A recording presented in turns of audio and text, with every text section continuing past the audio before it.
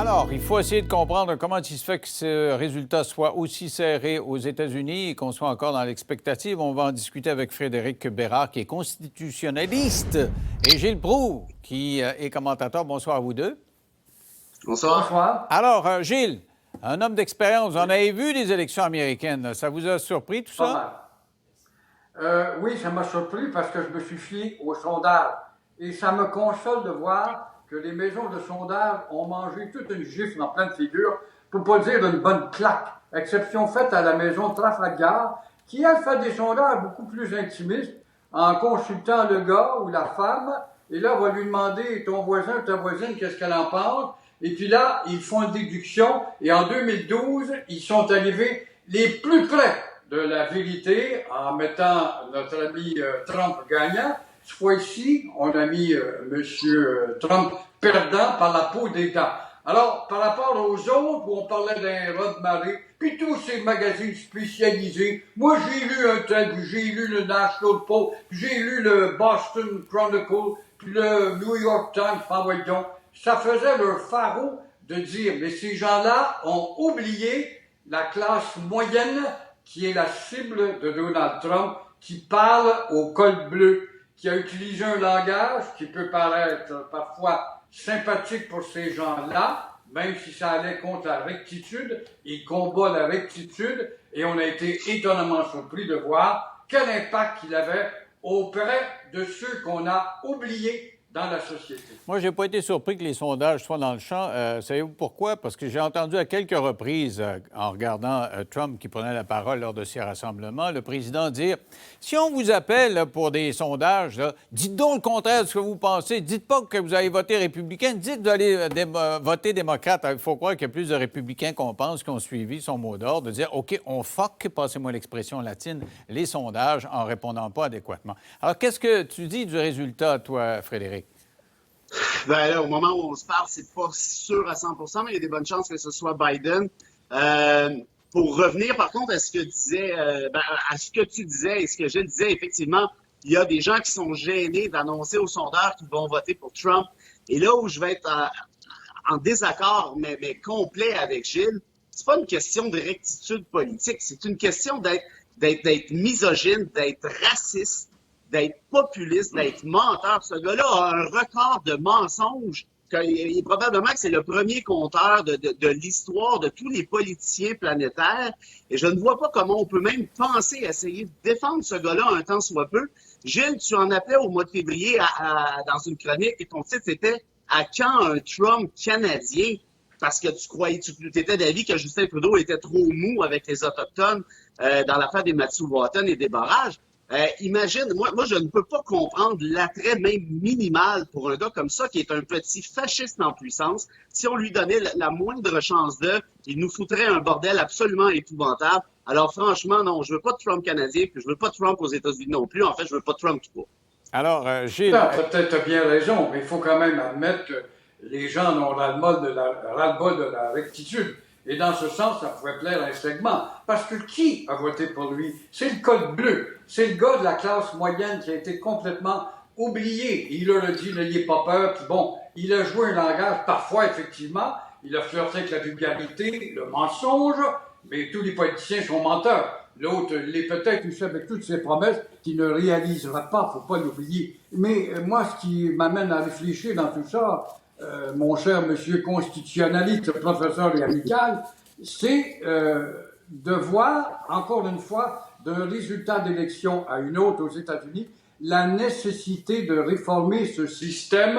Obama en avait parlé, l'autre précédemment, je pense que c'était Clinton, et on est toujours à la case zéro, et ce système est tellement complexe et peut-être injuste qui fait qu'on ne peut pas avoir, en tout cas, une image plus révélatrice d'un résultat probant. En tout cas, ce n'est pas les républicains qui vont modifier ce système-là, puisque ça fait leur affaire, nécessairement, parce qu'avec Mme Clinton, il avait eu 3 millions de moins de votes. Et là, ils sont nez à nez. Là. Il y a une couple de millions de différence en faveur de Biden. Mais sur le fond de l'affaire, l'avocat, le constitutionnaliste, qu'est-ce que tu dis de Rodolphe Giuliani, là, qui est l'avocat de M. Trump, et qui commence à faire le tour des bureaux de vote à Philadelphie. Là. Il s'en va en Pennsylvanie pour dire arrêtez de voter, c'est arrangé. Et il veut persuader les autorités de l'État d'arrêter le vote, d'arrêter de compter. Parce qu'il dit les élections, c'est plus aujourd'hui, c'est fini. Qu'est-ce que tu penses de ça? Ben, voilà. Ben, c'est ça que ça donne des populistes, hein? Les populistes, ça s'en fiche, l'État de droit. Les populistes mentent. Les populistes font croire au peuple qu'ils défendent leurs intérêts contre des espèces d'ennemis imaginaires, souvent à être définis. Et là, on est en train essentiellement de plaider la chose suivante, c'est que vous savez, l'élection est truquée. Hein, ça, même Trump l'a expliqué hier. On est en train de se faire avoir. Pourtant, on mène et de loin, ne laissez personne vous dire le contraire et blablabli bleu. Ben voilà, ces gens-là sont des petits fascistes en puissance. C'est exactement le même type d'individus comme ça qu'on retrouve dans les petites dictatures qui se sont créées, qui ont poussé comme des champignons. Si les États-Unis peuvent se débarrasser le plus rapidement possible et sans violence. Et ça, c'est un gros si, parce que moi, ma crainte, c'est que les espèces de milices à gogo de Trump là, qui sont allés s'acheter des mitraillettes au Walmart en fin de semaine sortent dans les rues une fois que la victoire sera officiellement déclarée. Tout ça est excessivement dangereux pour l'État de droit, mais aussi pour la démocratie. Pour ceux qui se fichent de l'État de droit, je vous dirais que vous n'avez pas de démocratie sérieuse qui n'est pas assise sur un État de droit sérieux. Et voilà, pour moi, ce soir, demain et après-demain, j'imagine, ce sera un des plus grands tests que les États-Unis n'auront jamais vécu. Mais Donald Trump voulait le poser, ce test-là, parce que quand il a annoncé il y a quelques mois que ça allait être pourri, que c'était arrangé avec le gars des vues parce qu'il allait y avoir un vote postal pendant la pandémie. Et il savait que les démocrates craignaient davantage la pandémie et risquaient de voter davantage par la poste. Alors, Gilles, ça veut dire que c'est un coup d'échec qui a été joué 3 coups avant. Là. M. Trump sentait que c'est comme ça que ça allait se préciser, puis il arrive exactement là où il pensait qu'elle allait arriver. Et ce que dit mon confrère, quand même, m'amène à révéler, ou à pas révéler, mais à constater que cet homme-là est en train de créer un chaos. Il va se servir du juridique pour l'instant, et puis on va geler le dépouillement des boîtes à tel endroit ou à tel autre. Et tel autre, on conteste parce que la marge de défaite est trop mince. On va faire le comptage, il va mettre les tribunaux là-dedans. Ça peut durer très longtemps. Il est là jusqu'au 20 janvier. Ne l'oublions pas. Mais il faut quand même admettre aussi que son adversaire est un homme qui a probablement un avenir très court devant lui. En ce sens que, écoutez, il a prouvé non pas sa sénilité, mais ses hyperboles, ses contradictions, ses trous de mémoire font transmettre une image dans la grande population américaine que dire ce gars-là est quand même pas très solide, s'il est peut-être plus poli, plus distingué, peut-être qu'il ne fera pas honte ou fera pas honte aux États-Unis en allant en Europe à jaser avec les grands de ce monde, mais il n'en demeure pas moins que, en tout cas, en termes d'usure, j'allais dire du cerveau, ça me fait dire que ni un ni l'autre ont un avenir très, très long devant eux. OK, il faut absolument faire une pause et au retour, on parlera des Américains qui, eux, votent quand même, parce que tu parlais d'une gang de fascistes, là. Il y a 50 d'Américains qui votent pour Trump. Alors, et on a parlé d'une Québécoise tantôt qui s'est exilée au Texas parce qu'elle trouvait le modèle québécois trop lourd, et elle a voté pour Trump, puis elle a dit, OK, il y a des défauts, mais je vote pour lui pareil. On en parle dans 3 minutes.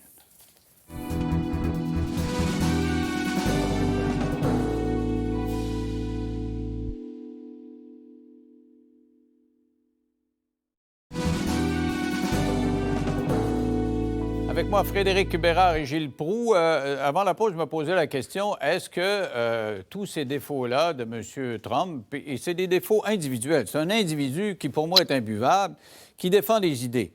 Et tu as des Américains qui disent, oui, c'est vrai, c'est un imbuvable. C'est un menteur, c'est tout ce que vous voudrez, là, on n'a plus besoin de le qualifier.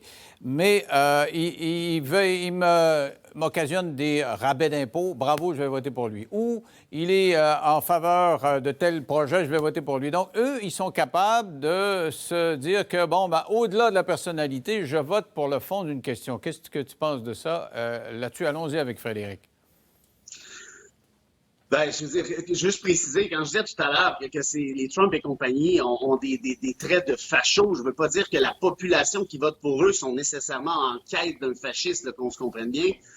Mais pour revenir plus précisément à ta question, qui je pense, très, très pertinente,